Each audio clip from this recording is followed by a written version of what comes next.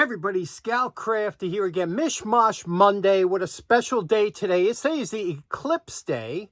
Unfortunately, I'm filming this ahead of time, and my video will be out before the eclipse happens, so I'll have a report on that on Wednesday.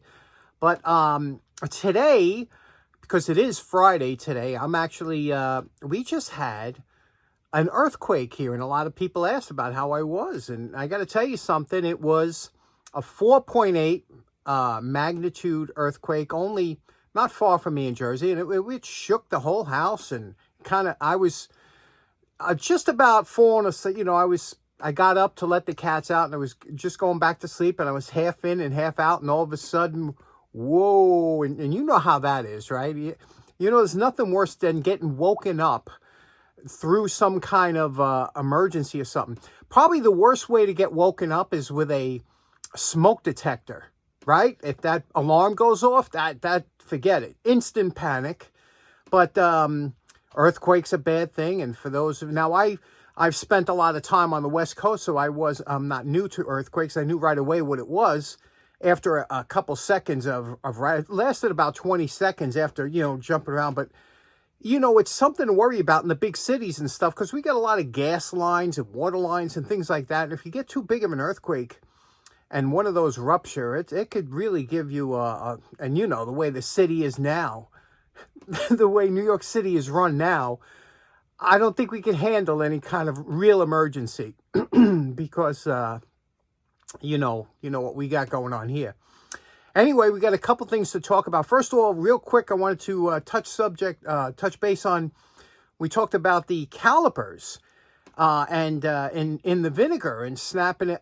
I've had a lot of you comment that not only has it happened to you, but it has also happened in Evaporust too, with the barrel spring on calipers snapping in Evaporust or vinegar. Either way, I would say don't trust any of them. You know, if you're gonna have to, if you got a real rusty one, just put it in as far as you can with the spring barrel sticking out of the Evaporust or something. But you know, you can't really trust it, especially they call it hydrogen embeddlement or something, and it weakens it. I don't know. And apparently it happens with more than one type of steel. Never had that happen with me, knock on wood, but it's always better to be careful. And remember, the old elbow grease with wire brush never fails you, you know, or a little steel wool, a little Scotch Brite. You don't have to worry about any of that. So we got a few things to get to today. Good mosh going on. Let's get started right away. Okay, today I was upstairs going through some of my batches of tools that need to be done.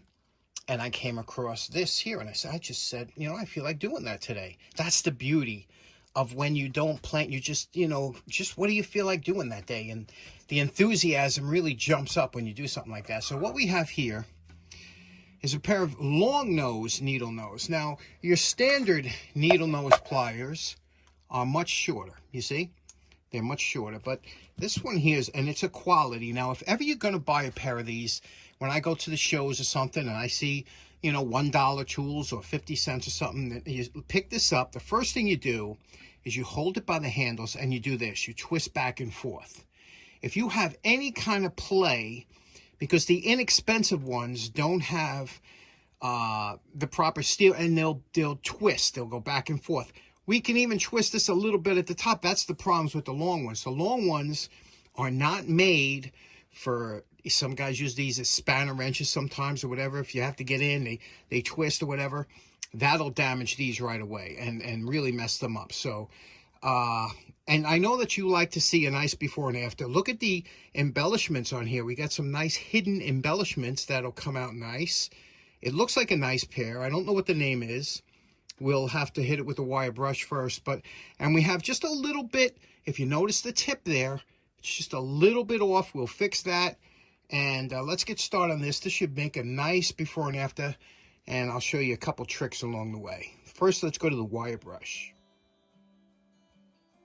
Okay, here we are, a post-wire brush evaluation. Now, we're going to hit this with the belt sander anyway. A lot of times I avoid the wire brushing because you're going right to the belt sander anyway, but the reason you don't with certain things like this is because you want to see if there's any embellishments or markings on here that you might not have seen. This was heavily coated with rust. Here's the name. You could see here it's Will, W-I-L-L, and it's West Germany. So that dates it when you see West Germany. Also, we have here, you could see now you could see it's a little bit, because of the rust, it made these a little bit blemished, so to speak, and you don't have the crispness that you would, but the belt sander brings that back. And I'll show you how we're going to highlight these in a little while. And then you also have, here you have West Germany written on the inside here, and you have dropped forged steel on this side. So it looks good. And again, we did it just a going over, spent a little bit of time. Now we're going to straighten out this jaw. And again, the way you have to do it is you have to see which one is off, because, you know, when they're like this, one of them has to be tweaked back. You don't know which one it is.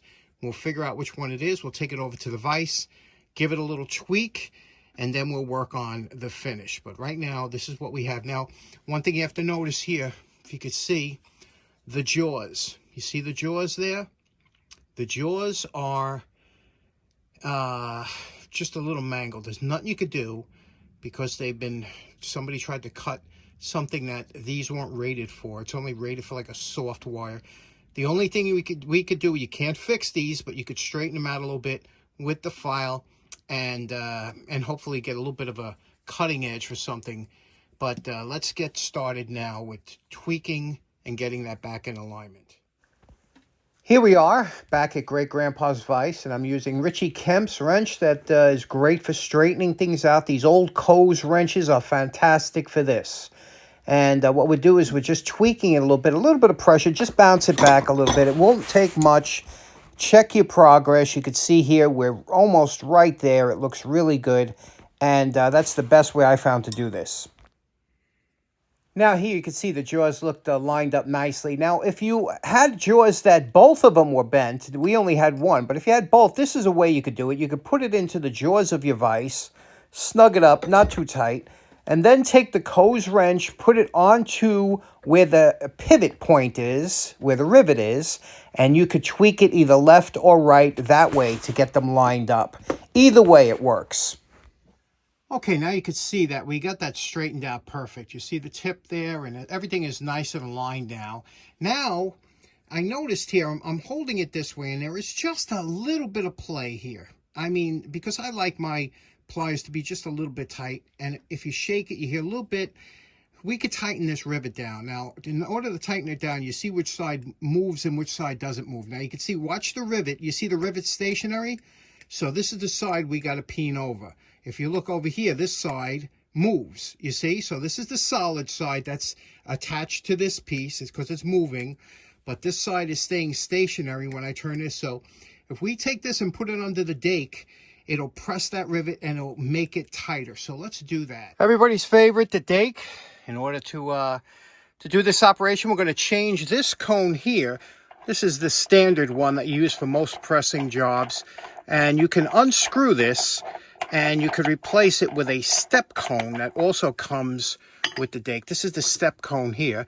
It's handy for pressing out bearings and bushings and things like that. And we'll just screw this on here, and that'll concentrate it to a smaller point. Here's the setup. I have just a piece of cardboard under there, not to scratch the bottom. I have this little piece of steel here, this round tubular steel that I'm going to put right around the center of that rivet and press that down with the dake right there, and hopefully that'll give a nice circumference pressing. I'll show you what I mean. Okay, we took a little time setting that up. Now we're just going to press it down a little bit. Now this will not take much at all. In fact, here we have 1 ton of pressure, and you could see it's not a lot. It don't take a lot at all to press this rivet. I'm going up to 1.5 tons, and then we'll feel it and see how it feels. So right there we have 1.5 tons. If you're wondering how I know, this is a little dial here, see? And that tells you how much pressure that you have exerted. We'll check it out and see how it feels. Okay, now if you notice, you see that little center ring within the rivet?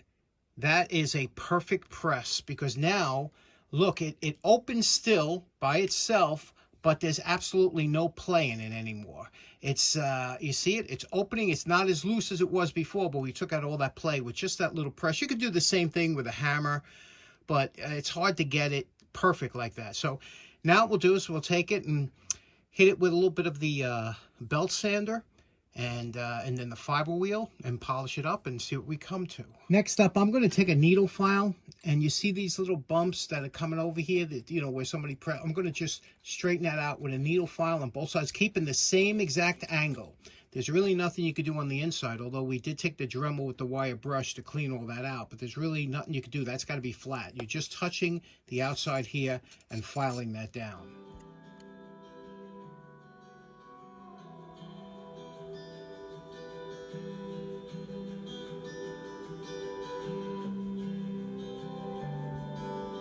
Okay, now we have we polished the top here. Everything is nice. We did the handles here, but we're going to blue the handles, but we cleaned this up. You see, it's a little bit sharper now, and we took all the edges that were chipped up here from, I guess, laying it down or whatever.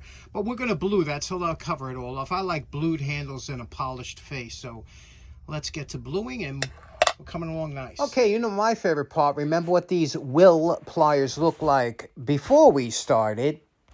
And we're calling this project done.